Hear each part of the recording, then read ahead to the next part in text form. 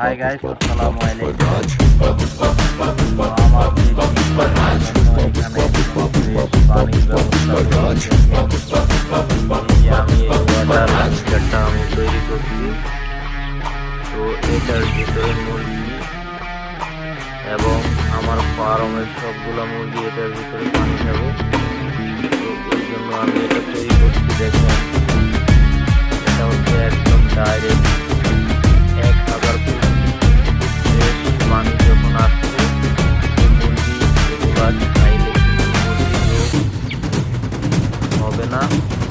পানি মুরগিকে সুস্থ রাখতে সাহায্য করে। যখন বিভিন্ন জায়গায় ময়লা পানিগুলো খায়,